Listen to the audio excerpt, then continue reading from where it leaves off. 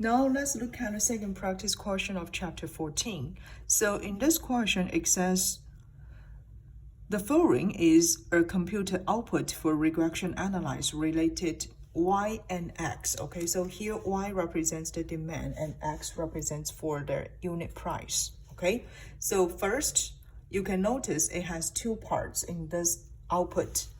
You can notice we have one shows is ANOVA table and another one shows the estimation. Okay, so part A and part B ask you to use a t-test to determine whether or not demand and unit price are related, and then it also gives you the level significance of are equal 0.05, right?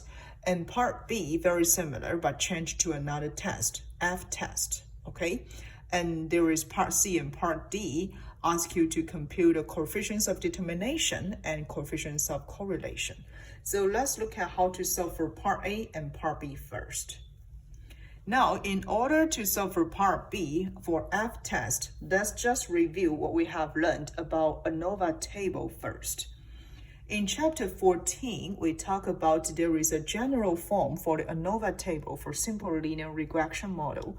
So here you can notice we have the source of variations, we have sum of the squares, we have degrees of freedom, we have mean squares, and finally, we can base on those informations to compute our F-test statistic, okay? So the source of variations either from regression, from error, or from total, okay? And correspondingly, we will have the sum squares. If it comes from regression, then it will be denoted as SSR. The degrees of freedom for SSR will equal 1. So the mean square here represents by MSR will equal SSR divide degrees of freedom, okay? If the source of the variation from error, then the sum of the squares will represented by SSE. The degrees of freedom for SSE will equal n minus 2. Here n represents the numbers of observations.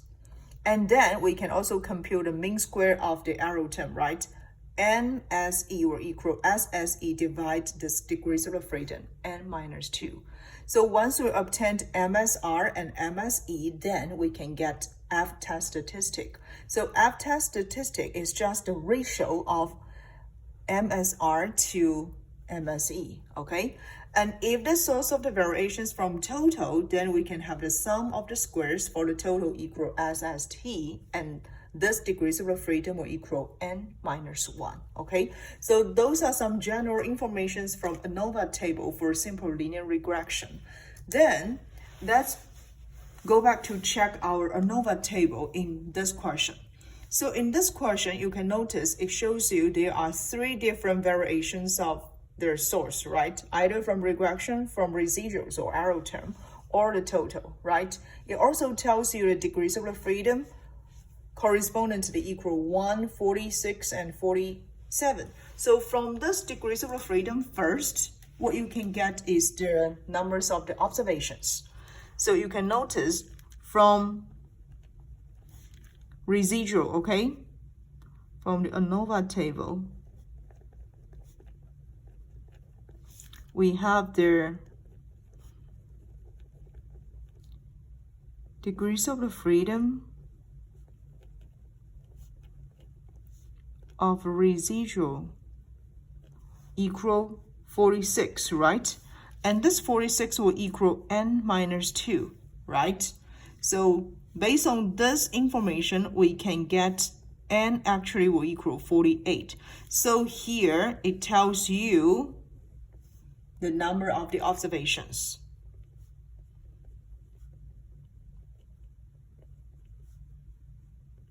The numbers of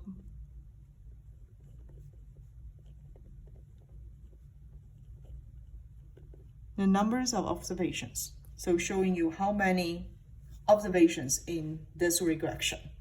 And it also tells you the different sum squares. Okay, we have the SSR here. Let me just write it down. We have this one represents SSR, and this represents for SSE, and we also have SST. Okay, so those are some information, so we can first label it. Now let's begin with part A. So part A asks you to perform a t-test and determine whether or not demand and unit price are related. It also gives you the level significance alpha equal 0.05, right? So in order to solve for this question, let me first write down the simple linear regression equation. So this is for part A. We need to write out simple linear regression equation, okay, which will be the expected value of y will equal beta 0 plus beta 1x, okay? And then we need to develop the hypothesis, because this question asks you to test whether or not demand and unit price are related, right? So we need to have our hypothesis test h naught beta 1 equals 0, which means there is no relationship between demand and unit price. Alternative hypothesis will be beta 1 doesn't equal 0. So this is the two-tailed test. Okay, so based on the two-tailed test, we can compute the t-test statistic first. Okay, so the t-test statistic will equal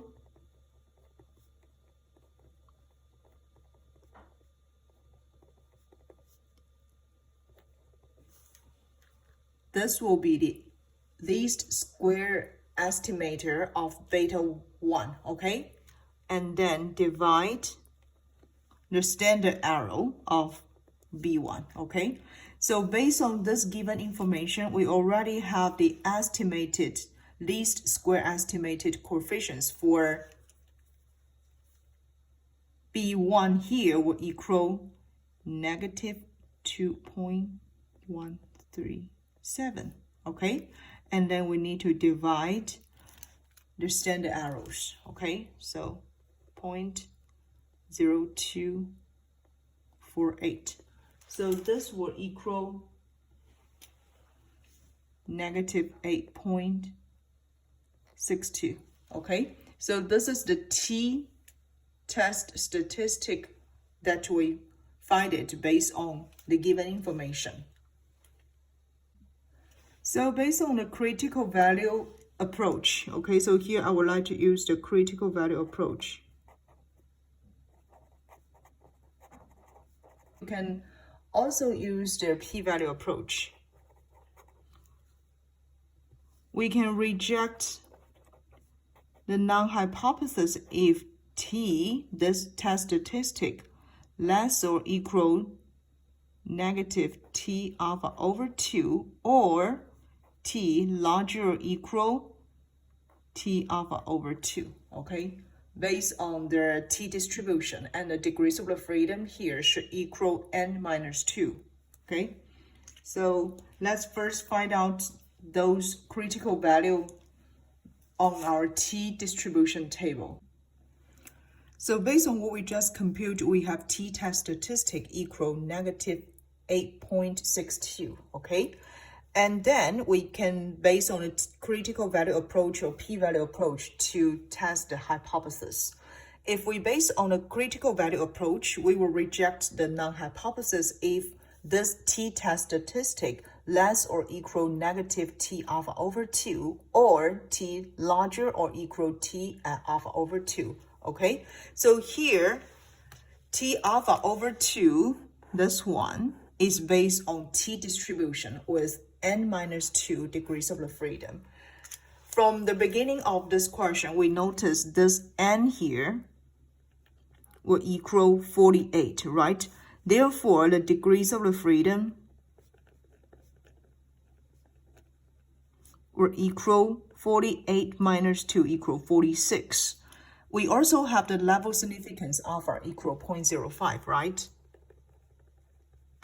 So we have this alpha over 2 will equal 0.025. Then we need to find out the critical value for t at alpha over 2 if the degrees of freedom equal 46. So we need to go back to check our t distribution table. You can notice this is our t distribution table.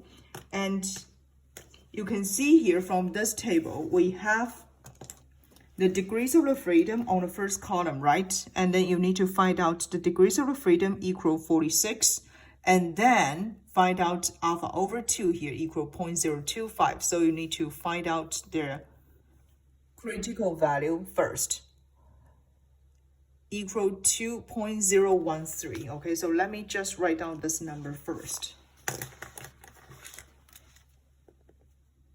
2.013 if degrees of freedom equal 46. Okay, then you can notice we have t-test statistic equal negative 8.62, right? Which is actually less or equal negative T alpha over 2, right? So you can notice here we have negative 8.62 or less negative 2.013. Therefore, it satisfies this rejection rule. So we will reject the null hypothesis, which means we can conclude that demand and unit price, they are related.